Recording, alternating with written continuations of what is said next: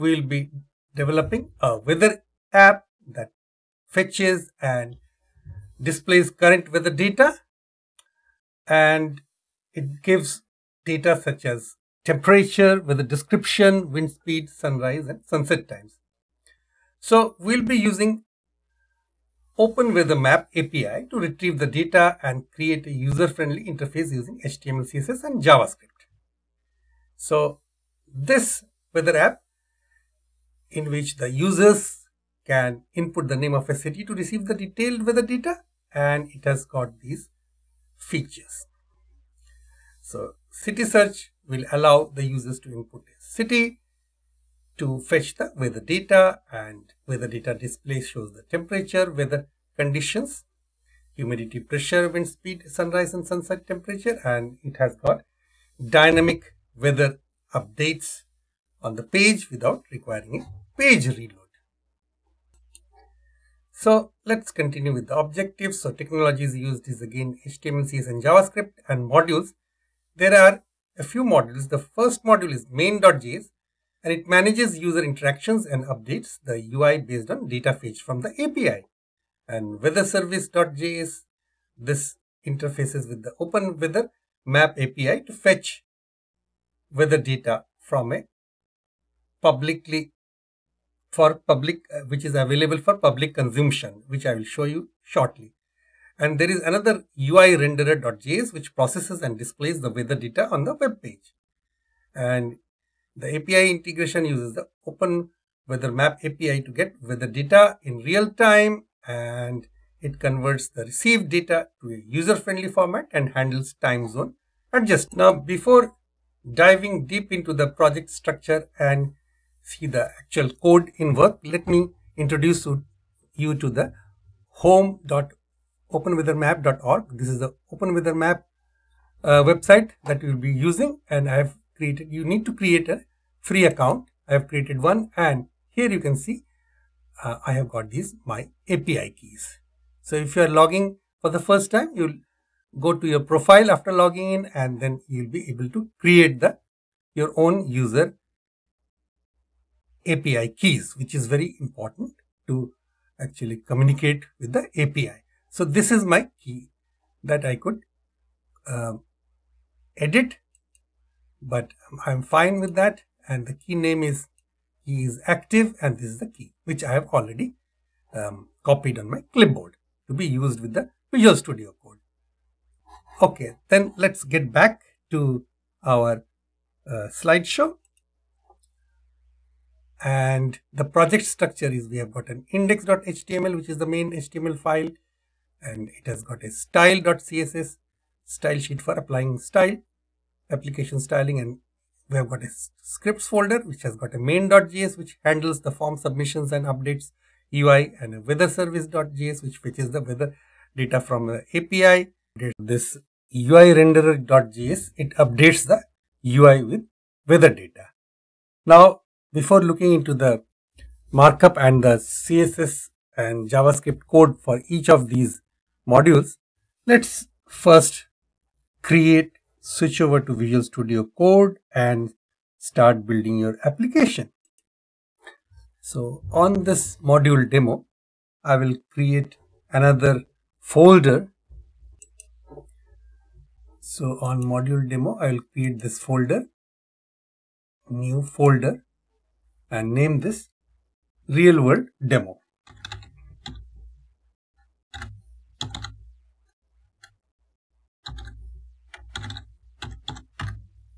So onto this real world demo, I will create another folder, the subfolder within the real world, which is supposed to hold all the scripts, JavaScripts. Okay, so new folder again.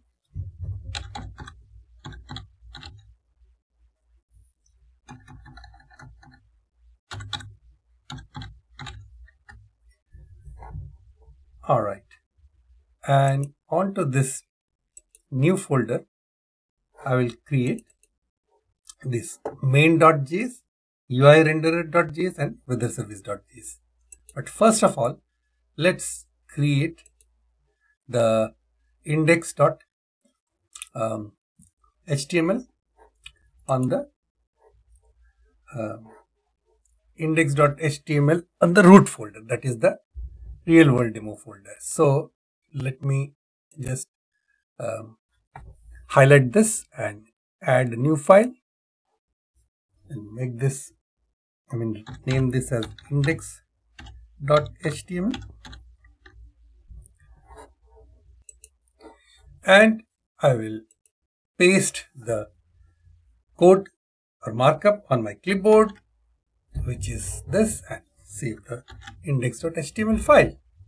So if you quickly go through this index.html, so following the conventional head, you got this body, and the head includes a link to a style sheet, which we will now put. And let me quickly explain. And this header will have a title H1 weather app, and there is a section which has got an ID within the main and end main section of the body, and ID will be search, and this is checking the weather, check the weather, and then we'll create the form, a weather form with an input type text, a freeform text, and an ID of city input and a placeholder, enter city name, which is required. Okay, is a validation. Now the button will be, button type is submit, and on the button it will be, the name of the button is get weather, and on the section ID weather display, this is the form element, and this is the element that displays the weather information, and it has got a weather container with an ID of weather container, weather dash or weather hyphen container, and weather details will be dynamically loaded here. And that will be the beauty of our project, that it will be displayed dynamically. Alright, all you have to do is to create the placeholder for displaying the dynamically loaded weather details, and this is the footer. And we have put the scripts over here, and I'll have got a source is script/weatherservice.js and script/main.js, which are yet to be written. Alright, so we'll next put the CSS style sheet, and then I'll come to the scripts.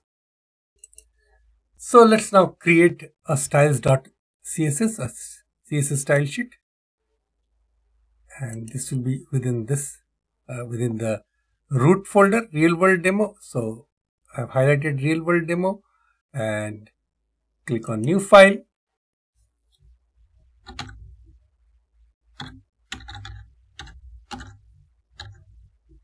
So styles.css, and in the styles style sheet, I will paste this code. So it's just a standard style sheet CSS file.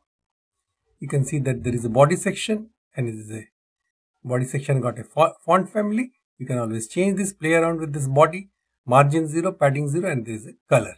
This is the color, black color, nearly blackish color. Okay, and the header background color is this bluish color, and this color is white.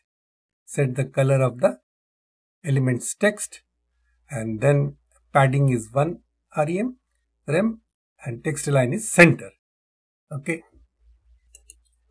Now to have a bit of an understanding for those who require, so this rem by default is the font size of the root element or the HTML element, which is 16 pixels in most browsers. So if you don't explicitly send the font size to the root, for the root element, 1 rem will be equal to 16 pixels. So the size in rem is calculated by multiplying the rem value or rem value by the root element's font size. For example, if the root font size is 16 pixels, 1 rem is 16 pixels. Alright, so this is the example usage. Padding is 1 rem, and again the main is 2 rem. Now, since rem is based on the root element's font size, it ensures consistent sizing across different elements on the page regardless of their nesting. We can see the different sections have got a different style sheet elements. Main element has the padding of 2 rem, maximum width of 800 pixels, margin is auto, and it is automatically selected dynamically margin. So margin bottom is again 2rm, and for the weather form display is flex type, and for the city input flex equals 1, and let's see what is this flex display. So when you apply display property as flex to an element, it becomes a flex container. All of its direct children automatically become flex items. The main axis is the primary axis along which the flex items are laid out either horizontally or vertically, and the cross axis is perpendicular to the main axis. And so flex is 1. It means it tells the flex item to take up an equal share of the available space in the flex container. So all other sections of this style sheet, button hover with the background color of this one, bluish color, dark blue, and weather display with the background color of white, and padding of 1 rem, border radius, and box shadow. Box shadow is a special property of style sheet, and it means, so this CSS property, it adds a shadow effect around an element, giving it a sense of depth or elevation, as if it's lifted above the background. And there are a few elements over here. This is the horizontal offset, this is the vertical offset 2 pixels, and then there is a blur radius 5 pixels, and then spread radius, and then color. Now in this example that I have just provided, this box shadow, this within this properties there is no spread radius. Okay, so this is the horizontal offset, vertical offset, blur radius, but there is no spread radius. So spread radius is 0 in that case. If it is not there, it is omitted. So this means that the shadow doesn't spread or contract beyond its original size. So now, having made the index HTML and style.css, we will write these JavaScript files. So let's start with the first file, which is weatherservice.js. So create a new file.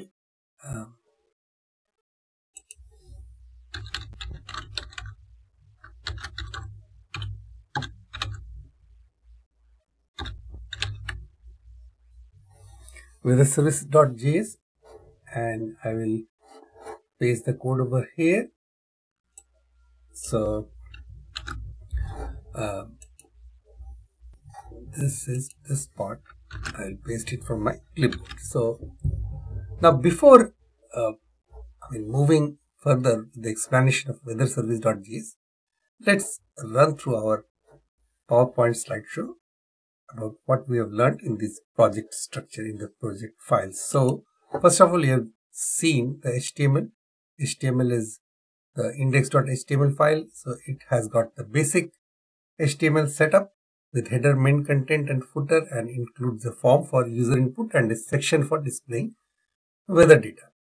And it has got the link to style sheets and JavaScript files. So we have also seen the CSS style sheet, which is the general styling for the body, header, main content, and the footer. And it has got specific styles for form and weather display sections. And it ensures a clean and professional appearance. And we have already seen the VS Code editor for the CSS file contents. Now, next is we have got main.js, weatherservice.js, and UI renderer.js. So now, before main.js, I would like to show you the weatherservice.js, because weather service and the UI renderer module will be included in main module. So better to get through the weather service module first. So this is the weather service, which has got an API key of this value. Now this API key I have discussed earlier, and to recap, it comes from openweathermap.org, API keys, which we have already seen.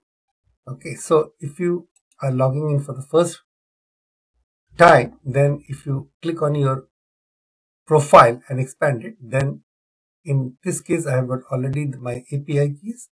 So in your case, it will come up with a screen where you should be able to make your set of API keys. Okay, and then put that value in the Visual Studio Code. So back to Visual Studio Code. Now what this API key is used for, it is actually we are writing a get weather and passing the city name here, and we are, because we intend to export this function, and then what this function is doing, that it is returning this value. It is fetching from this URL api.openweathermap.org/this, and then you're putting the city name, and it gets the city name from the form, and app ID is this API key. If it could fetch, then the response is written in the JSON format, and then data goes to data, then data is followed. Now this part dot then response goes to response.json. This line processes the response object returned by the fetch. Okay, and this response.json method is called to pass the response body into a JavaScript object from JSON format. It returns a promise that resolves to this passed data. And response.json converts the raw response data, which is in JSON format, into a JavaScript object, so it can be easily accessed and manipulated. And then data goes to data. Data implies data. What it does is that this is the second then that takes the past JSON data from the previous step and returns it. Although it might seem redundant here, this is where you could add additional processing logic if needed.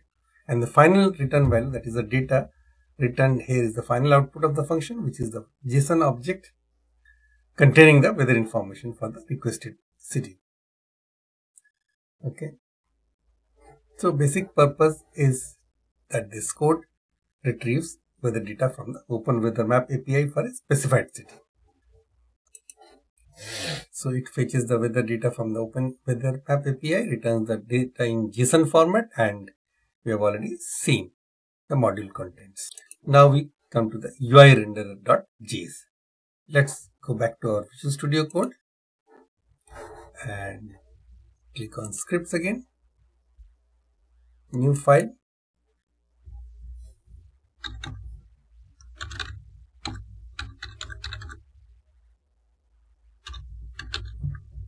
UI renderer.javascript.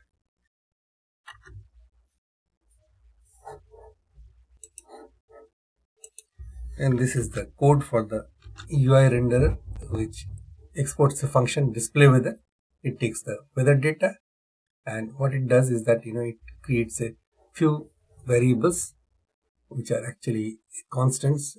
You fix the value and you are not able to change it. Okay, so temperature in Kelvin, it actually gets the temperature from this branch, weather data dot main, and temperature, if it is available, then it puts this value, otherwise it puts the value not available. Okay, and then similarly it assigns the value to all other variables like description, weather data dot weather data dot main. So if we debug, then we'll see that these branches can be expanded to get you all these details: temperature, feels like, humidity, pressure, speed, degree, and visibility. Okay, and then because I need the temperature to be displayed in degrees centigrade, so this is a conversion from Kelvin to degrees centigrade, and similarly the feel like in centigrade is also changed by this formula. So temperature in Kelvin minus 273.15 dot to fixed to 2 places of decimal, and if it is not available, then we put the value NA, n/a. Similarly for fields like C, is the centigrade value of these two. And then this part actually gets the time zone offset in seconds, because I want the time to be in the displayed in the local time of that place. Say if it is New York, it should be displayed in New York time, not the location where I am using the application from. Okay, and similarly we get the sunrise UTC and sunset at the UTC, and by this formula, and then we create our local sunrise time and sunset time by this formula. Okay, and now let's go through a bit of explanation about these 4 lines in particular. So here, what this line does, weather data dot sys question mark dot sunrise, it uses optional chaining, question mark dot, to safely access the sunrise property within the sys object of the weather data. If weather data dot sys is undefined, or if the sunrise doesn't exist, the result will be undefined, preventing a potential error. And the sunrise value is a Unix stamp in seconds that indicate when the sun will rise in UTC, or coordinated universal time. Now, what this new date says, if sunrise exists, okay, if it is true, this side after the question mark, this expression multiplies by the timestamp by 1000 to convert it from seconds to milliseconds, which is the format expected by the JavaScript's date object. So the date object expects milliseconds, so it has to be converted by multiplying the seconds into milliseconds by multiplying it with thousands. Okay. Now this creates a new date object representing the time of the sunrise in UTC, and sunrise UTC and sunset UTC. These variables are there to store date objects from the UTC sunrise and sunset times respectively, and if the sunrise and sunset values are not available, they are put null. And weather data dot sys dot sunrise, this value will check if the sunrise property exists, this side. If it does, it creates a date object. If it doesn't exist, it creates a null object. It assigns null to the variable. Okay, and then let's see, this is the local time conversion. So this is this part, sunrise UTC dot get time. This get time method returns the number of milliseconds since the Unix epoch. That is, Unix epoch starts from the 1st January 1970 for the sunrise UTC date object. And then this time zone offset seconds multiplied by 1000, it converts the time zone offset from seconds to milliseconds. The time zone offset represents the difference in time between the UTC and the local time zone of that place that we are searching for. Okay, so why we add the offset? The purpose of adding the offset is to convert the UTC time to the local time. So it creates a new date object representing the local sunrise or sunset time. And now, so what was that total process? Extract UTC times from the weather data, convert these UTC times to local times using the city's time zone offset, and stores the result in sunrise local and sunset local. Now finally, adjusted format to force UTC with adjusted offset. Okay, so options, we store hour 2-digit, minute 2-digit, and second 2-digit. Time zone is UTC, and then to this sunrise local and sunset local values that we have calculated in the above 4 lines, we call the local time string, and we add this value GMT time zone offset second divided by 3600 greater than equal to 0. So this is also important to know. Now let's break down these two lines of code. So this sunrise local not equal to NA. This checks if the sunrise local value is not available. If not available value is there, I mean if it is NA value, it indicates that the local sunrise time was not available or could not be calculated.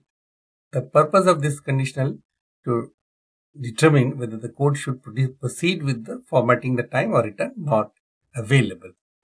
Alright, you can easily figure this out from this part of the code. So if this is not equal to NA, then you do this part, okay, this whole part which I am going to explain, or if it is equal, then just spit out NA. Okay, so now let's see sunrise local to locale time string. This method converts the sunrise local date object to a string representing the time formatted according to the specified locale English US and options. And what is the options? This variable is, it includes the formatting options like hour, minute, second, and time zone, which control how the time is displayed. Okay. Now, this GMT time zone offset seconds divided by 3600 greater than equal to 0, question mark plus within single quotes or empty string, percentage time zone offset seconds divided by 3600. All of this expression, this part of the code calculates and appends the GMT offset time to the time string. So time zone offset seconds divided by 3600 converts the time zone offset from seconds to hours. And greater than equal to 0, question mark, this part plus within single quotes, then colon, empty space. This determines whether to prepend a plus or nothing based on whether the offset is positive or negative. This adds the time zone offset to the formatted time string. For example, GMT plus 5 or GMT plus 12 or GMT minus 4, something like that. Okay. To locale time string, output is concatenated with the GMT offset to create a full string that shows both the local time and the corresponding GMT offset. For example, 6 hours, 3 minutes, 55 seconds AM, GMT plus 5. We'll see the result when we run the application. And sunrise local not equal to NA, and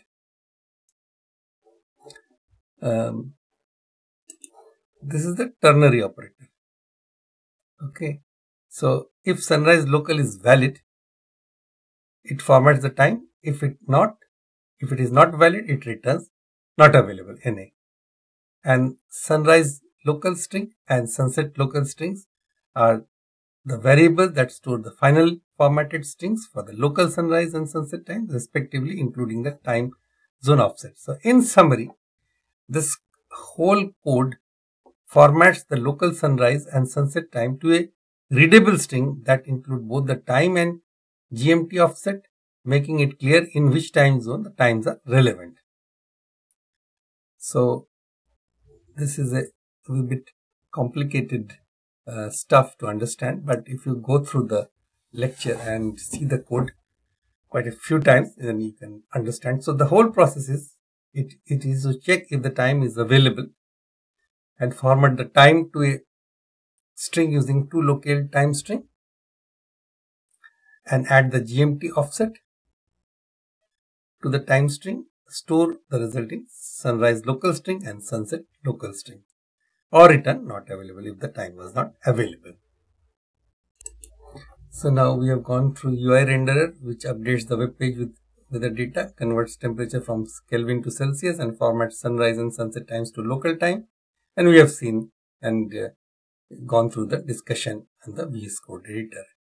Now finally, before conclusion, we will see what the main.js looks like. So main.js in a nutshell, it listens to form submission, retrieves and trims the city name, and calls getWeather function and handles the response, and calls displayWeather to update the UI. So let's go through the main.js, how it looks like. So we'll create this file, new file.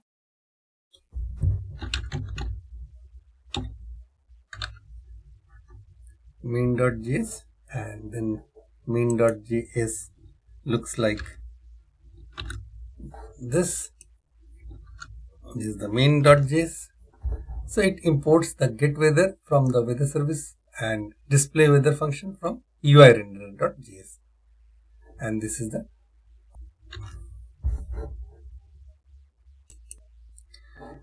So one more thing that was left in UI renderer is that after calculating all of these variables, we look into the weather container variable. It actually gets from the HTML document where it looks for this ID weather container, which is there in this first DOM object, DOM tree. It is available in index.html. So when it finds the weather container, get element by ID function, then it to the weather container's inner HTML, it puts all these details, temperature, fields like description, humidity, pressure, wind speed, visibility, sunrise, sunset. Else, if it doesn't find, then it logs to the console weather container element is missing. Now let's get back to main.js. So what it does, it imports these two functions from these two modules, and in this case it adds an event listener. So ensures that the script runs after the HTML document is fully loaded. Okay. And it prevents the default form submission behavior, prevent default,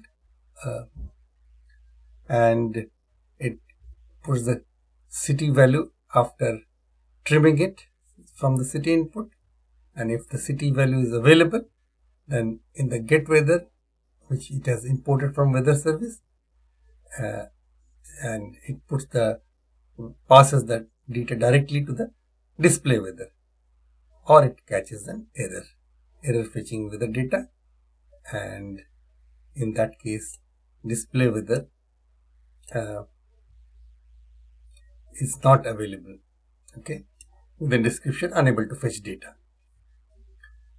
and if city is not available, then it logs to the console. City input is empty, and in this case displayWeather is again not available, like the previous case when it was unable to fetch the data from the weather API. So we have put everything together and we are ready to run the application. So how do we run this application? I have opened up index.html and I can open it with live server. Now I will explain what is this live server. This is just an extension which I got from the extension marketplace. I will show you. So enter the city name, say Delhi, get weather. You will get the current weather of Delhi. And if you click on any other city, say New York, it changes immediately to the current weather condition for New York City with temperature, feels like, and all other parameters like that. Okay.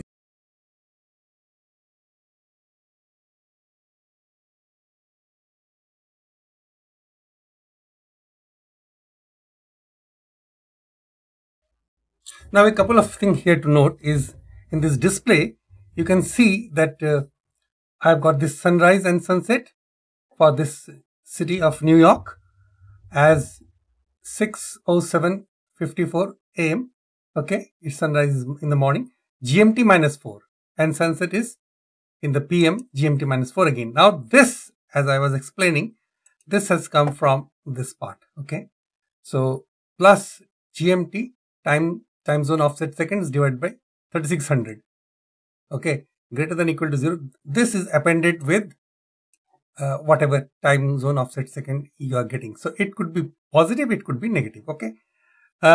So the same thing is valid for sunrise, sunset local string. And the thing is that, if you change the destination, say